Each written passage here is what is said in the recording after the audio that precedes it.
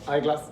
आज देखिए बच्चों, आज का जो टॉपिक मैं आपके साथ स्टार्ट करने जा रहा हूँ वो है मैथ्स का चैप्टर नंबर 9 आप लोग का सीक्वेंस एंड सीरीज। सबसे पहले बच्चों हम लोग इसमें ये जान लें कि सीक्वेंस का मतलब क्या होता है। और जो सीक्वेंस का मतलब होता है कि आपके पास कुछ सर्टेन टर्म्स हैं जिसको आप एक कॉमन फॉर्मूला से रिप्रेजेंट करते हैं। जैसे कि मान लीजिए मेरे पास यहाँ पे, मैं एग्जांपल से शुरू करूँगा बच्चों। एग्जांपल नंबर फर्स्ट है जैसे आपके एनसीईआरटी का, तो वहाँ पर आप लोगों को एक जनरल इक्वेशन गिवन है और वो आपसे कुछ टर्म्स पूछ रहा है, ठीक है। जैसे आपके पास यहाँ पर n टर्म गिवन है, किसी भी सीक्वेंस का हो सकता है, और सीक्वेंस का एक जनरल फॉर्मूला आपके पास गिवन है। वो आपसे कह रहा है कि सर मेरे को यहाँ पर 3 से 4 टर्म निकाल के दिखाओ। तो क्या करना है आप लोगों को, सिंपल सा बच्चों, इस n की जगह अगर आप 1 रखते हैं तो आप लोगों को आपका पहला टर्म इस सीक्वेंस का मिल जाएगा जो कि 7। इसी तरीके से अगर आप n का वैल्यू 2 रखेंगे तो आपको इस सीक्वेंस का दूसरा टर्म मिल जाएगा जो कि आप लोगों का 9। इस तरीके से जितना भी आपको टर्म पूछा गया है आप निकाल सकते हैं। कई बार इस n टर्म में थोड़ा सा मैनिपुलेशन किया जाता है बच्चों।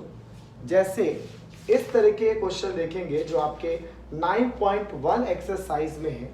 जैसे आपका ये 11 क्वेश्चन है बच्चों। मैं हर तरह के क्वेश्चंस को डिस्कस कर रहा हूँ जिसमें आपको गिवन है कि पहला टर्म 3 है और n term 3 times a n-1 plus का 2 है, और वो आपसे कह रहा है कि फर्स्ट 5 टर्म हमें फाइंड करके बताएं। शुरुआत का 5 टर्म इजी वे में हो जाएगा बच्चों।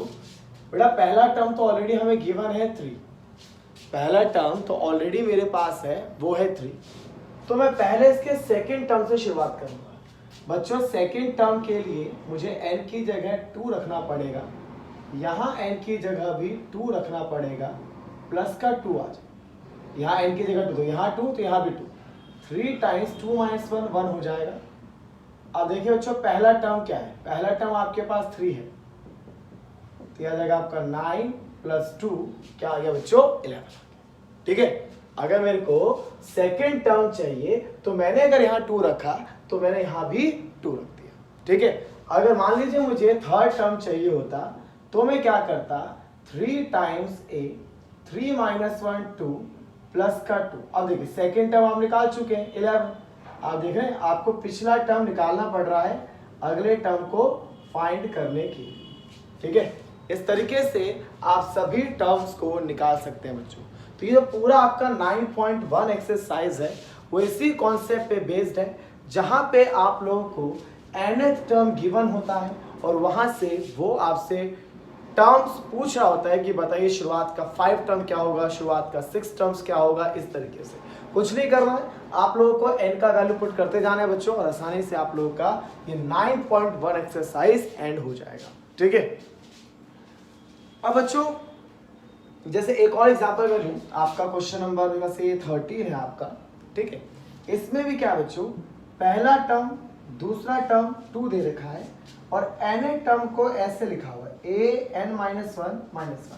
अब देखिए बच्चों आपके पास पहला और दूसरा टर्म तो पहले से ही है, तो कॉमन सा बात है कि तीसरे टर्म से आंसर निकलेगा।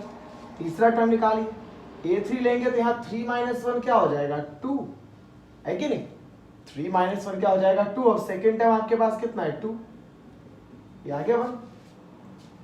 अब मान लीजिए बच्चों मुझे फोर्थ टर्म चाहिए तो a 4 - 1 क्या हो जाएगा 3, और थर्ड टर्म क्या है 1, ये आपका 0 आ गया। ऐसे आप अगर 5 टर्म निकालेंगे तो यहाँ आ जाएगा फोर्थ टर्म 0 - 1 -1, ऐसे चलता रहेगा आपका। तो मेरे ख्याल से बच्चों आप 9.1 एक्सरसाइज को पूरी तरीके से सॉल्व कर सकते हैं बिना किसी प्रॉब्लम के। अब जो 9.2 है बच्चों उसमें आप लोगों को पूरा 10th क्लास का एपी का कॉन्सेप्ट क्लियर होना चाहिए। सम क्या है, टर्म क्या है, वो सब चीज़ें मैं आपको एक एक क्वेश्चन पूरा उसका सॉल्व करवाऊँ।